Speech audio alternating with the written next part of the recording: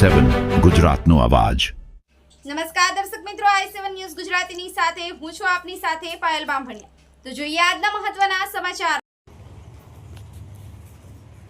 વડાપ્રધાન નરેન્દ્ર મોદીના 12 વર્ષના સફળ કાર્યકાળ પૂર્ણ થવાના અવસરે જનકલ્યાણ શિબિરનું આયોજન। પંચમહાલ જિલ્લામાં સરકારની વિવિધ જનકલ્યાણકારી યોજનાઓનો લાભ છેવાડાના લોકો સુધી પહોંચે તે હેતુથી આજે જનકલ્યાણ શિબિરનું આયોજન કરવામાં આવ્યું હતું। આ કાર્યક્રમ જેઠાભાઈ ભરવાડના અધ્યક્ષસ્થાને યોજાયો હતો। કાર્યક્રમ દરમિયાન વિવિધ વિભાગોના અધિકારીઓ દ્વારા સરકારની કલ્યાણકારી યોજનાઓ અંગે માહિતી આપવામાં આવી હતી, તેમજ લાભાર્થીઓને સ્થળ પર જ વિવિધ સેવાઓ અને સહાયનો લાભ અપાયો હતો। આ પ્રસંગે જેઠાભાઈ ભરવાડે પોતાના સંબોધનમાં જણાવ્યું હતું કે વડાપ્રધાન નરેન્દ્ર મોદીના નેતૃત્વમાં છેલ્લા 12 વર્ષ દરમિયાન અનેક લોકહિતકારી યોજનાઓ અમલમાં મૂકવામાં આવી છે, જેના કારણે ગરીબ ખેડૂતો, મહિલાઓ અને યુવાનોના જીવનમાં સકારાત્મક પરિવર્તન આવ્યું છે। સરકારની યોજનાઓનો લાભ દરેક વ્યક્તિ સુધી પહોંચે તે માટે આવા જનકલ્યાણ શિબિરો મહત્વપૂર્ણ સાબિત થઈ રહ્યા છે।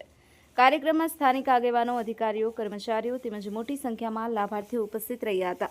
Sahil Shaikh, i7 news Gujarati, Panchmahal.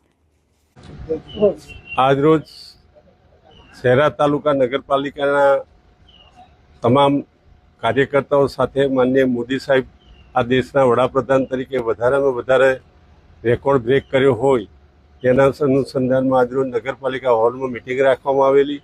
એ મિટિંગની અંદર મોદી સાહેબને 12 વર્ષ પૂરા થયા છે। 12 વર્ષથી વધારે દિવસો થઈ જવાના કારણે પ્રથમ દેશના વડાપ્રધાન તરીકે પહેલો રેકોર્ડ સ્થાપ્યો છે।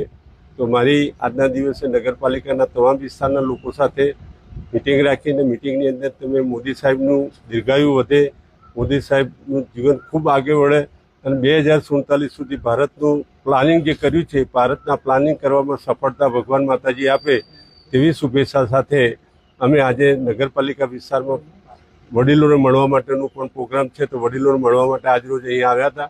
માન્ય નગરપાલિકાના માજી પ્રમુખ સોમભાઈને મળ્યા, અમારા ભાઈ શ્રી કાળુભાઈ છે એમને પણ સલામપુરાના વતની છે એમને પણ મળ્યા, અમારા માસ્તર જે છે આ ગામના વતની છે, વડીલ છે અને શિક્ષક તરીકે જેઓ નિવૃત્ત થયા છે અને જિંદગી શાંતિથી જીવી રહ્યા છે એમને ઘરે પણ મળ્યા, બધાની જોડે વાતચીત કરી અને મોદી સાહેબ આ દેશના વડાપ્રધાન તરીકે સદંતર ચાલુ રહે અને દેશના વિકાસમાં માણસો છેવાડાના માનવી સુધી એમની જે યોજનાનો લાભ મળે એના માટે અમે દરેક ગામે ગામ ફરીને એમના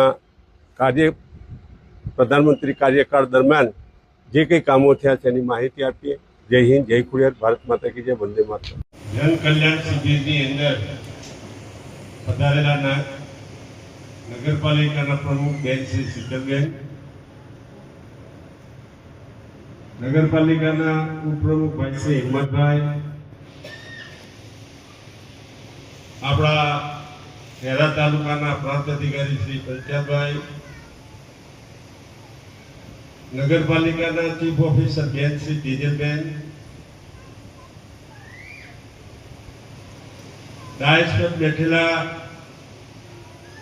ભારતીય જનતા પાર્ટીના મહામંત્રી શ્રી જિગ્નેશભાઈ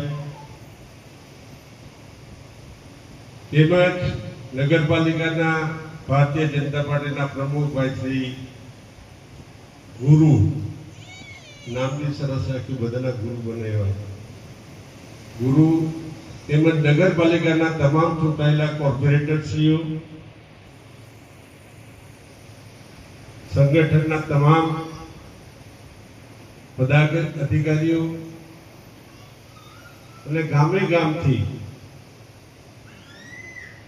તમામ પધારેલા ભાઈઓ, બહેનો, માતાઓ અને નાના વાલા બાળકો,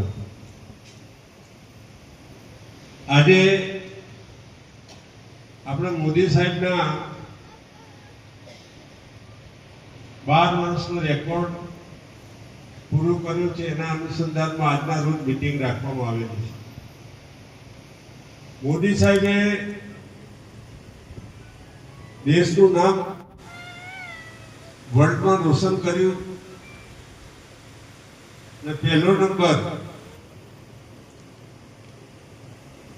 વર્લ્ડની અંદર કોઈ પ્રધાનમંત્રીને મળતો હોય તો મોદી સાહેબને મળે છે। આજે આપણે જોઈએ કે આ યુદ્ધની વચ્ચે ઈરાન અને ઇઝરાયલ યુદ્ધ ચાલે છે, અમેરિકા અને ઈરાન વચ્ચેનું યુદ્ધ ચાલે છે.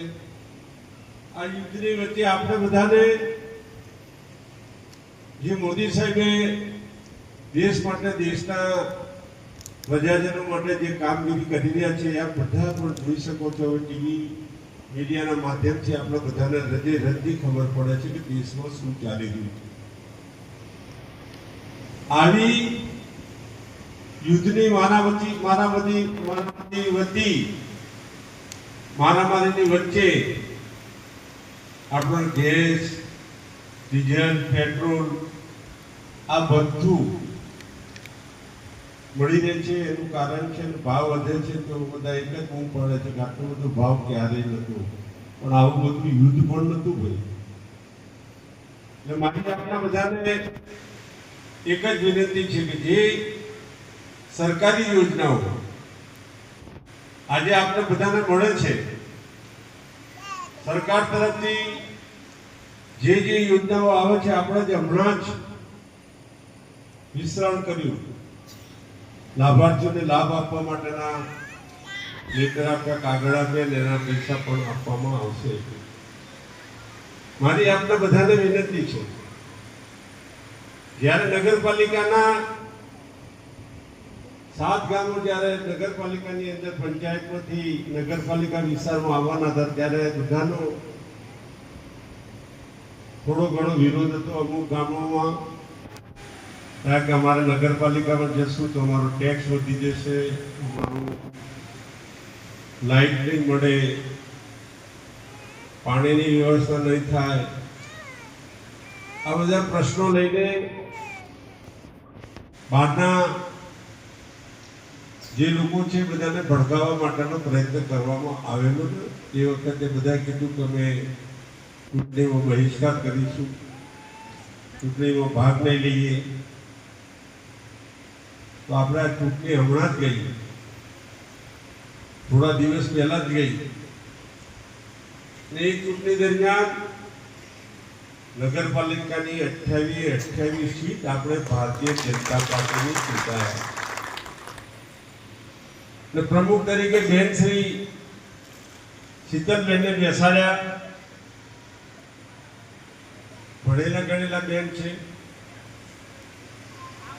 રસ પણ લે છે. અને ગામડાના જે લોકો આજે